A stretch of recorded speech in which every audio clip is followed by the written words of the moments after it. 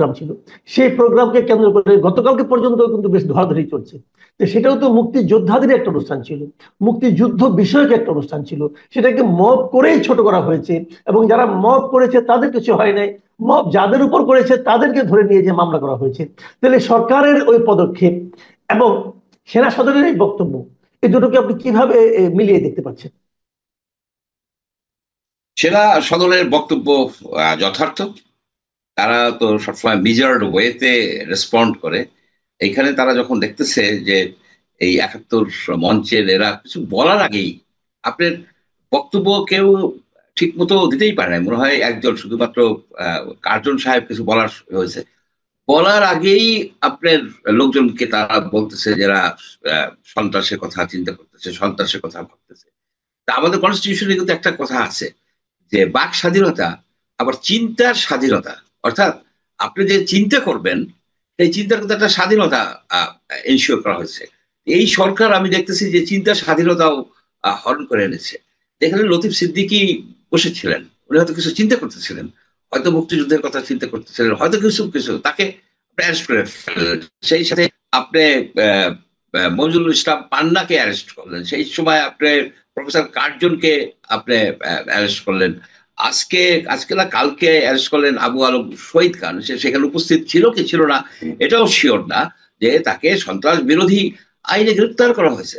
তা যেটা দেখতেছি আমরা যেটা দেখতেছি সেটা হচ্ছে যে এই সরকার বাক স্বাধীনতা হরণ করার জন্য উঠে পড়ে লাগছে। আপনার যারাই কথা বলে তাদেরকেই জেলে পুরে দেওয়া হচ্ছে। এটা তো শেখ হাসিনা, আইব খান, ইয়াহিয়া খান, এই হোসেন মোহাম্মদ এরশাদ, এই ধরনের বিষয়ের মতো অবস্থা হয়ে গেছে। অথচ এরা সবসময় বাক স্বাধীনতার কথা বলছেন। আপনার আমার মনে আছে ডক্টর মোহাম্মদ ইউনূস যখন ক্ষমতা নিলেন তখন উনি অনেকটা গদগদ কণ্ঠে বললেন আপনারা যত পারেন মন খুলে আমার সমালোচনা করেন। এখন দেখতেছি উনি আমাদেরকে ফাঁদে ফেলাইছে, যে ইসরায়েলের যেমন খাবারের কথা গুলি করে দেয়, যে এই লোকগুলি যে জেলে গেছে, জেলে জেলে গেছে কি কারণে এরা তাদের জেলে তারা কাটাবে, কি কারণে কাটাবে? জাস্ট একটা কথা বলার জন্য, একটা কথা বলার জন্য। উনি কাকে ভয় দেখায়? আমরা তো ভয় পাওয়ার লোক না, যাদেরকে উনি জেলে পাঠাচ্ছে তারা কিন্তু ভীত না, তারা ভীত না। তারা শেখ হাসিনার আমলের যে ক্রস ফায়ার, শেখ হাসিনার আমলের যে গুম হয়ে যাওয়া, সেইগুলিকে উপেক্ষা করে আমরা কিন্তু কথা বলেছি এবং আমরা জীবিত আছি। আমাদেরকে যদি অ্যারেস্ট করতে হয়, গ্রেপ্তার করতে হয়, কিংবা মেরে ফেলতে হয়, গুম করতে হয়, আহ সহজ হবে না, সহজ হবে না। যে বাক স্বাধীনতা এতগুলি লোকের জীবনের বিনিময়ে আমরা অর্জন করছি, তা এই বৃদ্ধ লোককে হরণ করতে দেওয়া হবে না কোনোভাবে। তাকে বুঝাই দেওয়া দরকার যে আপনি কাকে ভয় দেখান। আপনার ডক্টর মঞ্জু চৌধুরীকে ভয় দেখান, মাসুদ কামালকে ভয় দেখান, এই ভয়তে আমরা ভীত না। আপনার ভীত হওয়া উচিত। আপনি সারা বিশ্বের কথা কি করবেন? মঞ্জুরুল ইসলাম পান্নার হাতে হাত করা একজন সাংবাদিক, একজন অ্যানালিস্ট, আপনি তার কথা আপনার লাইক নাও করতে পারেন, লাইক করতে এমন কোনো কথা নাই, ডিসলাইকও করতে পারেন, তার জন্য তাকে জেলে থাকতে হবে কেন? এবং জেলের ভিতর থেকে যখন তাকে নেওয়া হয় মনে হয় যে সেই কলম্বিয়ান একজন টেরোরিস্ট গ্রুপের লিডার, একেবারে শীর্ষ সন্ত্রাসী, তাকে ঘেরাও করে। এটা কোথায় পাইছে এই লোক? এই লোক চিনতে পারে না। এই লোক তো সারা পৃথিবীতে ওই সুদের ব্যবসা করে ঘুরে বেড়াইছে, তো ওই বাঙালিদেরকে চিনে নাই, বাঙালিদের চিনে নাই। সেফ এক্সিটের কথা ভাবেন না, সেফ হাউসের কথা ভাবেন। যাই হোক, আপনি একটু আবেগপ্রবণ হয়ে গেছেন হয়তো। তারপরেও এটা তো এই বাক স্বাধীনতার জন্য কতটা হয়েছে। আমার বাসার সামনে ডিবি বসে থাকতো, আমাকে অনেক হেনস্থা করা হয়েছে। আমাকে কেন, আপনাকে, আমরা অনেক হেনস্থা হয়েছে, অনেক রিস্ক দিছি সে সময়। কিন্তু আজকে আজকে কথা বলার জন্য একজন একজন একজন করে উনি ঢুকে ফেলাবে জেলের মধ্যে এই সন্ত্রাসের কথা। এটাকে আনপ্রোটেস্টেড যাইতে দেওয়া উচিত না, প্রোটেস্ট করা উচিত, সবাই প্রোটেস্ট করা উচিত। ওনাকে ইন নো আনসার্টেন টার্ম আমি বলতে চাই যে আপনি ভুল করতেছেন, আপনি বিশাল ভুল করে ফেলছেন। আজকে দেশ একটা মাচ্ছন্ন সিচুয়েশন হয়ে গেছে। কবর থেকে লাশ উঠে সেই লাশকে উপরে আপনার পিটাইয়া তারপর পোড়াই দেওয়া হয়েছে। এই কলঙ্ক কি কোনোদিন কাটবে? এই কলঙ্ক কোনোদিন কাটবে না। বাঙালিকে আপনার নৃশংসতার দিকে নিয়ে যাওয়া হয়েছে। মব জাস্টিস তো mob lynching, mob violence. Mob ভায়োলেন্সকে আবার বলা হচ্ছে আরেকজন যে এটা প্রেশার করুন। এইসব কতগুলি উদ্ভট টাইপের লোককে উনি একত্রিত করে এই বাংলাদেশের এই সরকারের মধ্যে ঢুকে তাদের মানে ধারণাই নাই তাদের ধারণাই নাই যে মানুষ যখন হিংসার দিকে চলে যায় সেই হিংসা থেকে ফিরে কেমনে আনবেন আপনি। আপনি আনেন তো এখন আপনার দেশে আইন শৃঙ্খলা পরিস্থিতি এস্টাবলিশ করেন তো। জায়গায় জায়গায় যেভাবে হচ্ছে, চাঁদাবাজি হচ্ছে, খুন খারাপি হচ্ছে, প্রতিদিন 14 জন নাকি মানুষকে হত্যা করা হয়, কেন হত্যা করা হবে? কেন আইন শৃঙ্খলা পরিস্থিতির এরকম অবনতি হবে? জি, আমরা এখন একটু অন্য প্রসঙ্গে যাই। সেটা হলো, আমরা কিন্তু শুনেছিলাম এই সরকারের শত দুর্বলতার মধ্যেও আমরা একটা কথা শুনেছিলাম এবং বেশ ফলাও করে বলা হচ্ছিল, আমি নিজেও বলতাম, নিজেও এসে উপলব্ধি করতাম, যে অন্ততপক্ষে অর্থনৈতিক খাতে আমাদের একটু স্ট্যাবিলিটি এসেছে। এবং সেটা বলা হতো এই কারণে যে বিপুল পরিমাণ অর্থ যে আগে পাচার হয়ে যেত, সম্পদ পাচার হয়ে যেত, সেটা বোধ করি থেমেছে। কিন্তু তারপরেও প্রশ্ন উঠছে যে আমরা কি আসলে অর্থনৈতিকভাবে সামনের দিকে এগিয়ে যাচ্ছি? গতকালকেও আমি দেখলাম একটা অনুষ্ঠানে আহ বাংলাদেশের একজন সাবেক একজন আপনার তত্ত্বাবধায়ক সরকারের একজন উপদেষ্টা মিস্টার হোসেন জিল্লুর রহমান, তিনি বলেছেন যে বাংলাদেশ এগিয়ে যাচ্ছে, এগিয়ে যাবে, এই বয়ান থেকে আসলে সরে আসতে হবে। কারণ এই বয়ানের আসলে বাস্তবতা এখন আর নেই, উনি বলছেন কথা। এটা নিশ্চয়ই আপনার, আমার ধারণা আপনার চোখে পড়েছে। এই ব্যাপারে আপনার কোনো বক্তব্য আছে কিনা? স্যার দেখেন, এইটা একটা ছিল কি যে শেখ হাসিনার আমলে নানাবিধ স্ট্যাটিস্টিক্স দেওয়া হতো, পার ক্যাপিটা ইনকাম বেড়ে যাচ্ছে হঠাৎ হঠাৎ করে, এটা হচ্ছে সেটা হচ্ছে। এর একজন কারিগর ছিল, একজন প্রতিমন্ত্রী ছিল, উনি এই স্ট্যাটিস্টিক্স তৈরি করতো। উনি সেই ডিসরায়েলির কথাটাই ফলো করছে, there are lies, damn lies and statistics.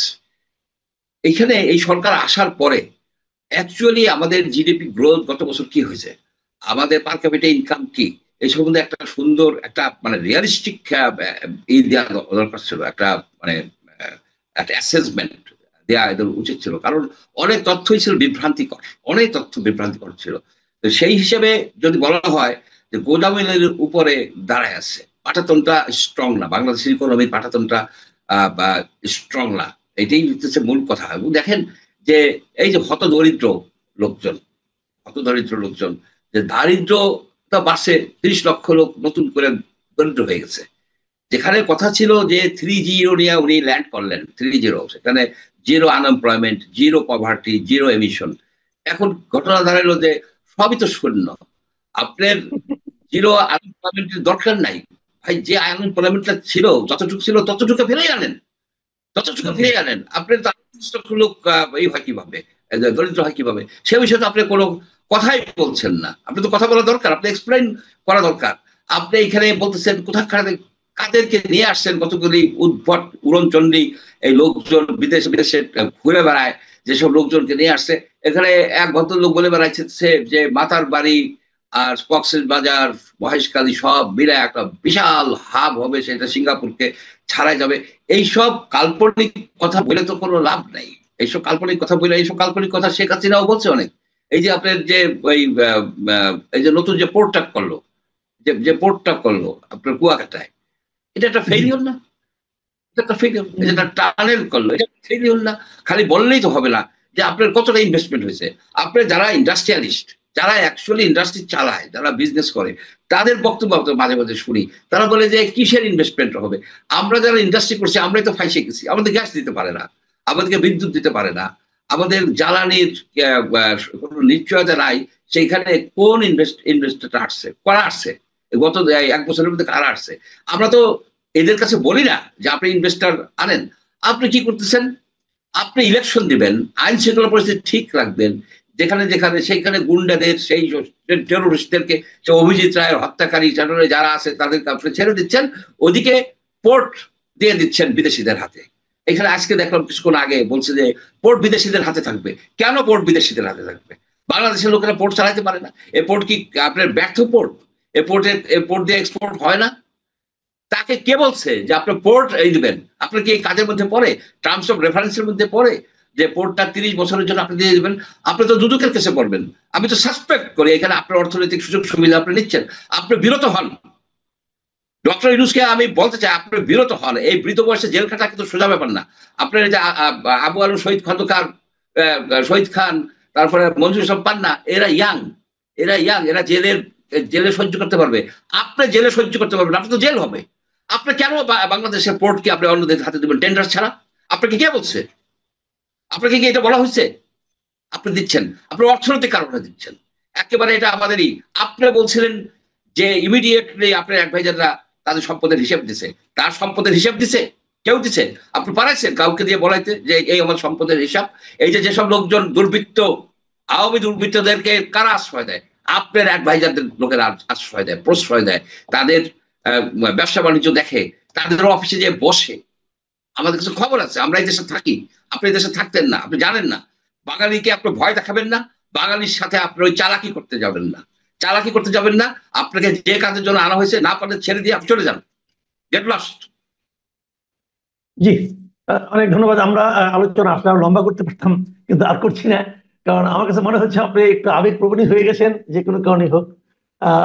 আসলে বাস্তবতা, এটা বাস্তবতা। বাক স্বাধীনতার জন্য আমরা এত কথা বলছি, এত রিস্ক দিছি, সেই বাক স্বাধীনতা উনি কিভাবে হরণ করে? কি, কোন, কিভাবে হরণ করে? উনি এক একটা লোককে ধরে ধরে এবং বলকে আমি জানি না। আপনি না জানেন তাহলে আপনি কেন গভর্নমেন্টের ব্যক্তি হন? জি, অনেক ধন্যবাদ, অনেক ধন্যবাদ জনাব মঞ্জুর আহমেদ চৌধুরী। আজকে আলোচনা এখানে শেষ করতে যাচ্ছি। প্রিয় দর্শক, আপনারা শুনলেন বিভিন্ন বিষয়ে জনাব ডক্টর মঞ্জুর আহমেদ চৌধুরীর বিশ্লেষণ। ডক্টর মঞ্জুর আহমেদ চৌধুরী এই সম্পর্কে একটু বলি। উনি কিন্তু মানে আবেগপ্রবণ হয়েছেন বলে আমি দু একবার বলেছি বটে, কিন্তু ওনার সব বক্তব্যই কিন্তু ওনার অভিজ্ঞতাজাত, এবং এই বক্তব্যগুলোর সারবেত্তা কতটুকু সেটা কিন্তু আপনি একজন দর্শক হিসাবে, এদেশের নাগরিক হিসেবে আপনারা উপলব্ধি করতে পারবেন। অনেকে হয়তো আমার ধারণা এমনও ভাববেন যে কথাটা আপনি ভাবছেন, যে কথাটা আপনি আপনার ঘরের মধ্যে আপনার বন্ধু বান্ধবের সঙ্গে আলোচনা করছেন, হয়তো সেই কথাগুলোই ডক্টর মঞ্জুর আহমেদ চৌধুরীর কণ্ঠ দিয়ে উচ্চারিত হলো।